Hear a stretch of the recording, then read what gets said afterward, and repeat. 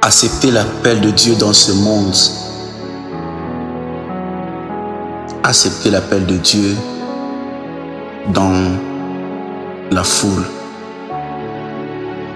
Accepter d'être un serviteur de Dieu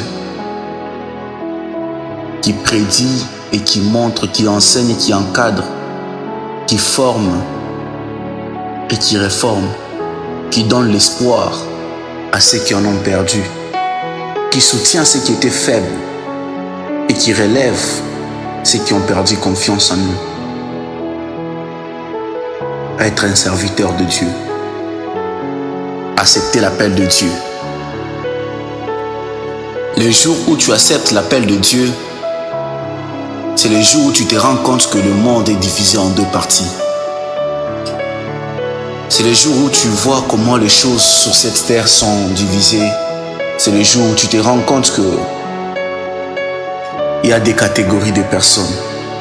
Il y a certaines personnes qui chercheront à te soutenir, qui seront toujours avec toi, qui vont t'encourager dans cet appel et qui vont vraiment être là quand tu auras besoin d'eux.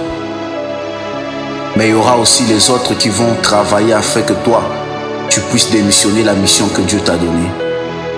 Tu n'auras pas seulement le diable comme ennemi, mais aussi les gens qui sont autour de toi, les gens que tu as beaucoup aimés, les gens que tu as aidés, les gens que tu as soutenus, les gens même que toi tu t'es sacrifié pour intercéder, prier pour eux. Mais ces gens-là, à un moment, ils peuvent toutefois être transformés pour être tes ennemis. Tu n'auras pas seulement les bonnes choses dans ton parcours, mais il y aura aussi des pleurs, il y aura aussi des lamentations. Tu n'auras pas seulement à rigoler, à exercer l'onction, mais tu auras aussi à traverser les épreuves que tu dois enseigner. Tu auras aussi à vivre les choses que tu dois enseigner. D'autres personnes vont se battre, vont te battre, vont te combattre, vont t'attaquer sans raison. D'autres personnes vont aussi se battre pour que ton ministère reste, pour que ton ministère persiste. Tu es une personne ordinaire, mais les gens te prendront comme une personne extraordinaire, une personne qui n'a pas de cœur, une personne qui est appelée à supporter, une personne qui est appelée à fermer les yeux, même quand ça va aller mal, même quand quelqu'un te fera des choses qui vont te choquer. Les gens te diront que toi, tu dois rien faire, que tu dois pas réagir parce que tu as l'appel de Dieu. D'autres aussi vont te prendre pour un robot, d'autres aussi te prendront pour un arbre, pour une personne qui n'a pas de cœur. Même quand ils viendront te blesser, ils seront encore peut-être le premier à rentrer pour dire que tu devais tourner la page et le pardonner et de jouer toujours ton rôle comme un pasteur, de jouer toujours ton rôle comme un berger, de jouer toujours ton rôle comme un encadreur et de fermer les yeux sur leurs blessures, de fermer les yeux sur les chocs qu'ils ont causés dans ta vie. D'autres feront aussi semblant de vous accompagner, mais en réalité, ils ne seront pas là pour votre gloire. Ils ne seront pas là pour vous, pour votre réussite, mais ils seront là pour jauger, voir, observer tout ce que vous faites, afin de le rendre public, afin de vous humilier, afin de vous ridiculiser, afin de vous saboter. Les autres aussi penseront que vous avez un cœur qui est prêt à recevoir peu importe quelle blessure. Et lorsque vous êtes blessé, lorsque vous perdez un proche, vous pleurez, ils diront, mais lui, c'est un serviteur de Dieu. Comment est-ce qu'il peut pleurer? Comment est-ce que Dieu ne lui a pas prévenu? Comment est-ce que lui, il ne peut pas supporter ses coups? Mais ils ont oublié que vous êtes aussi un homme ordinaire, que vous avez aussi un cœur, vous avez aussi des sentiments et vous avez aussi des souvenirs. Vous allez prêcher pour la perfection des âmes qui sont en Christ, mais parmi eux, les autres auront juste des bics rouges pour corriger votre prédication. Les autres, ça ne sera pas le message que vous serez en train de leur donner qui sera leur soif. Mais eux seront là en train de chercher vos défauts, en train de chercher vos fautes, en train de chercher les erreurs qui vous accompagnent. Lorsque eux sont malades, ils vont vous demander d'aller prier pour eux. Mais lorsque vous êtes malade, ils vont dire « Dieu l'a puni ». Lorsque eux, ils n'ont pas des enfants, ils vont dire « C'est la sorcellerie, c'est le démon ». Ils vont te demander de prier pour eux afin qu'ils puissent avoir des enfants.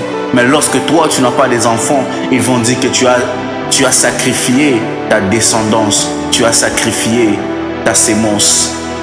Lorsque vous avez un succès, ils vont dire que vous avez touché au fétiche pour avoir ce succès, pour avoir cette persévérance, pour avoir tout ce que vous possédez. Et lorsque vous n'avez rien, lorsque vous n'avez pas de succès, lorsque vous êtes bloqué, étouffé, vous tournez en rond, lorsque vous n'êtes pas épanoui, ils vont dire que vous n'avez pas Dieu, que vous êtes en train de bricoler votre ministère. Lorsque vous n'êtes pas stable, ils diront que vous avez commencé à servir Dieu parce que vous avez manqué de l'argent et vous êtes en train de chercher de l'argent en passant par se faire un serviteur de Dieu. Lorsque vous avez les moyens, ils diront d'où vient son argent. C'est un voleur. Il prend nos dîmes, il prend nos offrandes pour s'enrichir. Certaines personnes viendront auprès de vous parce qu'ils manquent, afin que vous puissiez les aider à se relever. Et lorsque vous ne l'aidez pas, ils vont dire, vous n'avez pas l'amour de Dieu. Mais lorsque vous les aidez, ils seront les premiers à vous oublier demain et dire que vous n'avez rien participé dans leur vie. Acceptez l'appel de Dieu.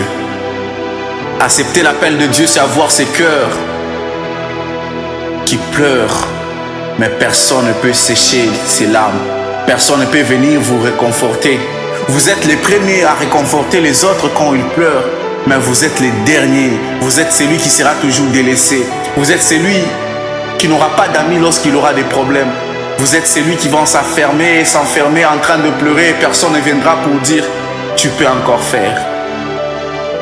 Accepter l'appel de Dieu, c'est comme se déconnecter de ces mondes où tout le monde sont en train de vivre et de vivre seul, isolé, où tu es prêt à recevoir les problèmes des gens et intercéder pour eux, chercher ensemble avec eux de trouver une solution.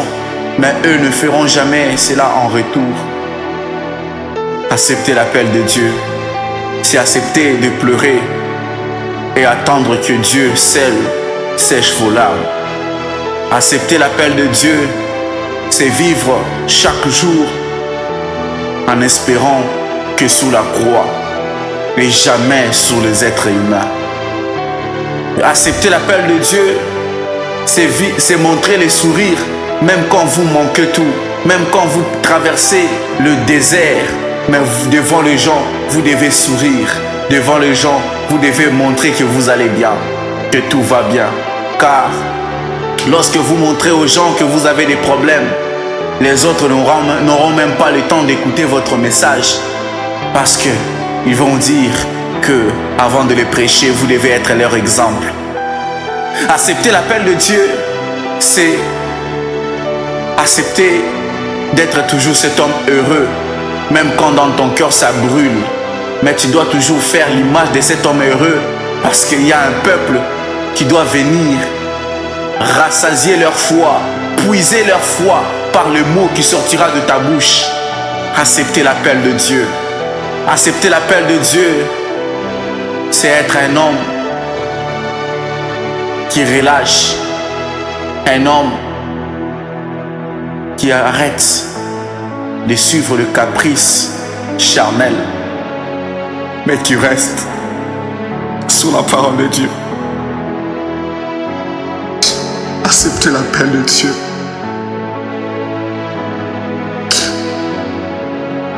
Acceptez l'appel de Dieu.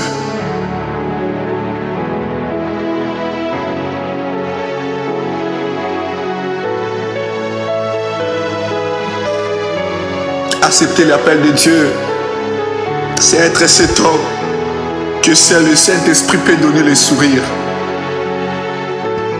Accepter l'appel de Dieu. Parfois, tu auras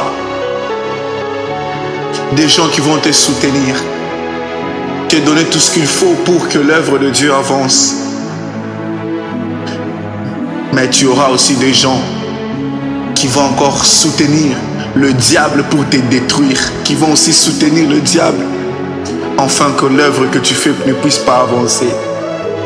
Accepter l'appel de Dieu, c'est comme être au tribunal tous les jours, en train de se défendre, en train de défendre la doctrine, en train de défendre la parole de Dieu.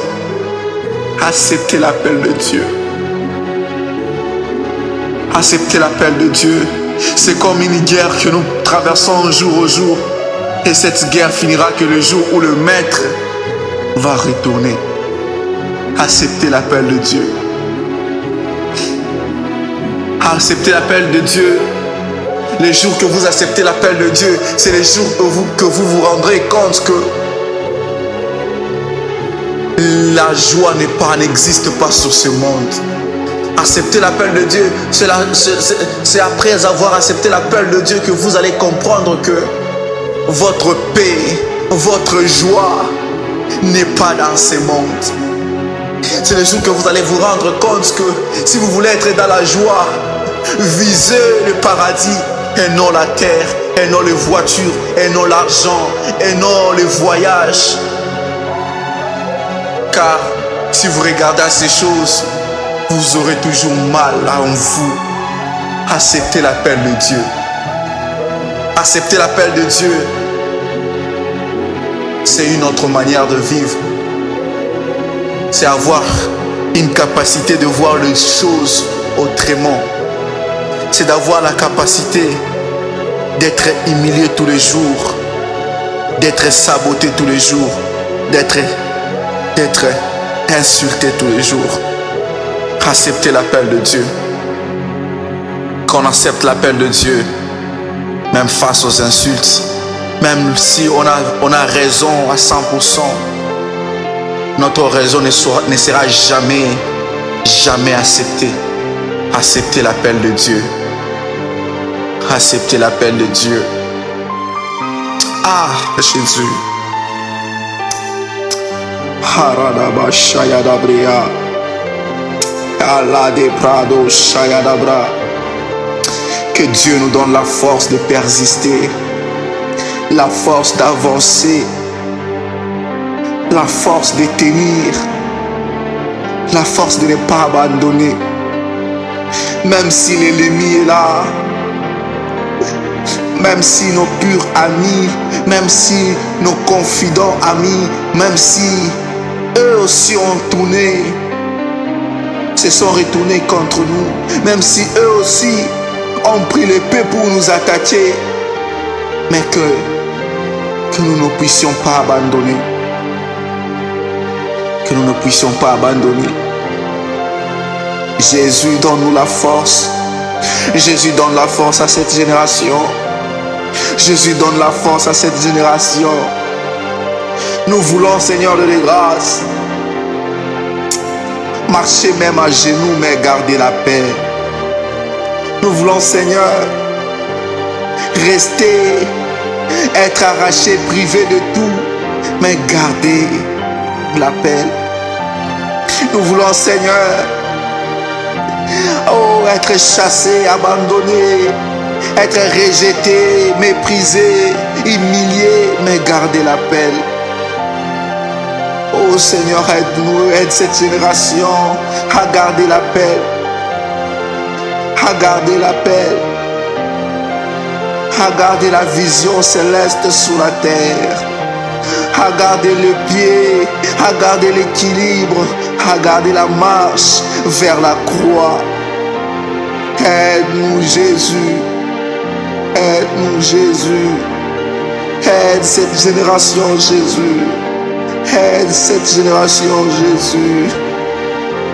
Seigneur, il y a les poisons qui sont partout. Il y a les poisons qui sont partout. Aide-nous, Jésus.